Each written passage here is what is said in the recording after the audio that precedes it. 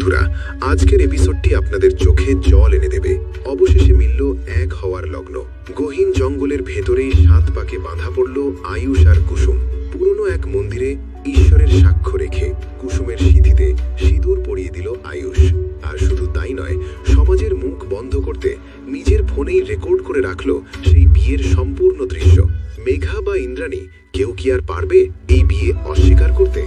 নাকি এই ভিডিওই হয়ে উঠবে আয়ুষের সবচেয়ে বড় হাতিয়ার? গায়ে কাঁটা দেওয়া এই পর্বের সম্পূর্ণ আপডেট জানতে ভিডিওটি শেষ পর্যন্ত দেখুন। আর আমাদের চ্যানেলটি প্লিজ প্লিজ প্লিজ সাবস্ক্রাইব করুন। মৃত্যুর মুখ থেকে ফিরে আসার পর আয়ুষ আর কুসুমের জীবনের সবচেয়ে বড় অধ্যায়টি শুরু হলো এই নির্জন জঙ্গলেই। হাঁটার পথে ক্লান্ত হয়ে যখন তারা কথা বলছিল, তখন হঠাৎই আয়ুষের দৃষ্টি স্থির হয়ে যায় কুসুমের মুখের ওপর। তার চোখের সেই চাউনি বলে দিচ্ছিল সে কুসুমের মধ্যে তার পৃথিবী খুঁজে পেয়েছে। হঠাৎ তাদের নজরে আসে লতাপাতায় ঘেরা এক ধ্বংসপ্রাপ্ত মন্দির। আয়ুষ যেন কোনো এক অদৃশ্য টানে ভেতরে প্রবেশ করে, আর সেখানেই ঘটে মিরাকেল। মন্দিরের বিগ্রহ সম্পূর্ণ অক্ষত, আর তার পায়ের কাছে পড়ে আছে এক কৌটো সিঁদুর। আয়ুষ বুঝতে পারে এটা কোনো কাকতালীয় ঘটনা নয়, এটা ঈশ্বরের নির্দেশ। কোনো মন্ত্র নেই, পুরোহিত নেই, শুধু সাক্ষী আছে প্রকৃতি আর ঈশ্বর।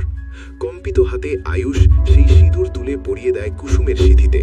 কুসুমের চোখে তখন অবিশ্বাসের জল।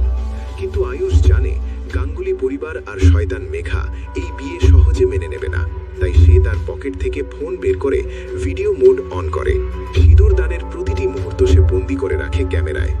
আয়ুষের এই একটি বুদ্ধিদীপ্ত কাজ আগামী দিনে কুসুমের সম্মান আর অধিকার আদায়ের সবচেয়ে বড় দলিল হয়ে উঠবে। এই ভিডিও দেখার পর ইন্দ্রাণী গাঙ্গুলির প্রতিক্রিয়া কি হবে? তিনি কি ছেলেকে ত্যায্য করবেন? কমেন্ট করে আপনাদের মতামত অবশ্যই জানান। বন্ধুরা, আয়ুষের এই ভিডিও কি সত্যিই কুসুমকে স্ত্রীর মর্যাদা দিতে পারবে, নাকি মেঘা ডিলিট করে দেবে সেই প্রমাণ? গল্পের এই টান টান মুহূর্তগুলো মিস করতে না চাইলে এখনই আমাদের চ্যানেলটি সাবস্ক্রাইব করুন। ভিডিওটি ভালো লাগলে লাইক ও